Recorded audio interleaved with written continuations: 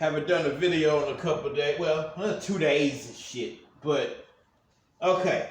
The shit that's happening in Texas, what you got to understand, just, fuck, you got to endure. Now, Texas wasn't built for that extreme cold weather. There's pipes that's bursting and shit like that. Now, I'm not a contractor, nothing like that, but usually copper piping, if they still use that, but I think they stopped using that. They moved to PVC, but you know, copper, when that water pressure builds, that copper will stretch, but it only stretched during heat, but still with that water being cold like that and freezing, it caused the pipes to burst, I think. I might be incorrect. I know some contractor gonna cuss me out, but fuck, I don't know. You know what I'm saying? But the thing is, if you knew that cold front was coming, if you knew that snow was coming, don't sit there and downplay and say it's nothing gonna happen to you. What the fuck you needed to do was get some tow trucks that people can spare from other states that could come down right quick and just salt the road. You know what I'm saying? Just salt the road.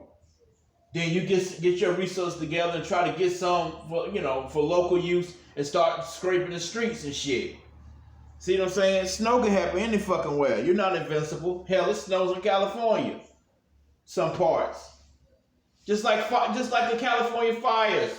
You got the fire trucks, those helicopter fire trucks, whatever the fuck you want to call them. Sorry if I'm saying something stupid.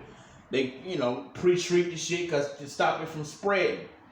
You know what I'm saying? You weren't prepared. Then you got some senator that's goddamn leaving the motherfucking states to go to Cancun, wherever the fuck he went.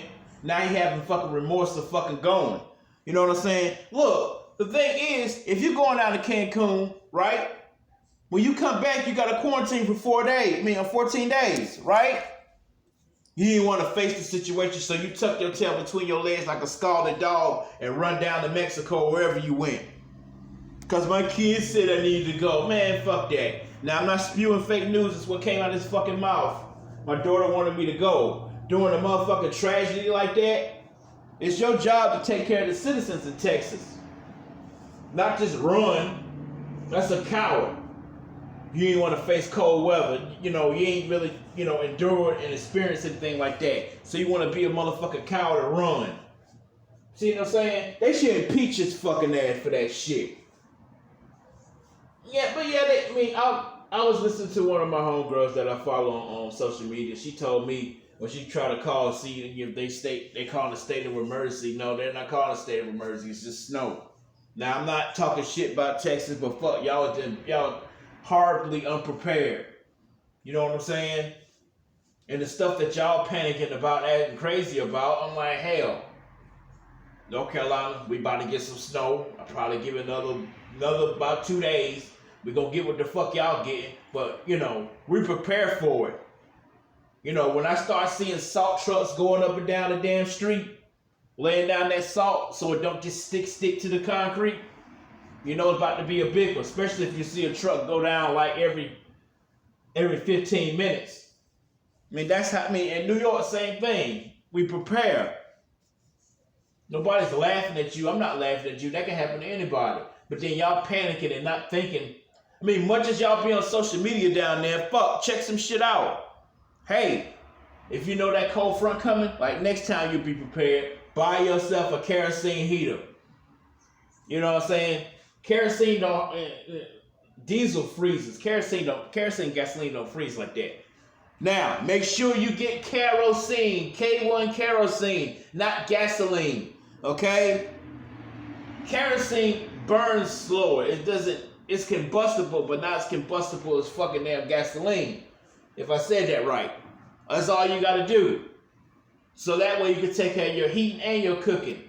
That's what I used to do. You know what I'm saying? Think about it. You don't got no power, but you got a kerosene heater. Now with that kerosene heater, it's got those little grates on it to stop you from burning yourself. Those grates that's on top of it, those little things, you put a pot on there, you put some water on there, you got something to eat. Yeah, it's going to taste like kerosene, but you ain't starving.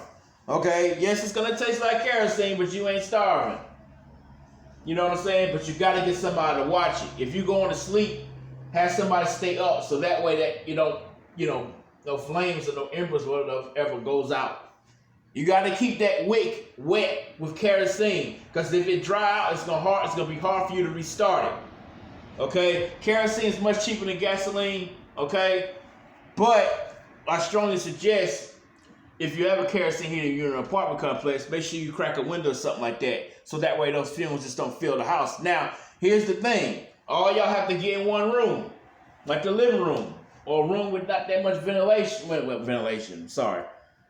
All y'all need to get in one room, like the living room, because that's a big size. You put that kerosene heater right in the middle of the damn floor. Y'all get y'all sleeping bags, y'all blankets, y'all mattresses, whatever. Then y'all keep a safe distance around from the kerosene, so that way, you don't burn nothing. Then you take your ass to sleep. That's the warmest room in the house.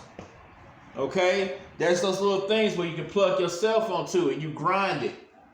You know what I'm saying? Charge your phone enough to call somebody, not to go live, not to do anything else. Okay? Now, I don't got no candles in this motherfucking house, but shit, I always keep a damn cell phone charged just in case the lights go out, so that way I can rummage around the house and try to find some type of motherfucking candle. I think I got 1 or 2 in here.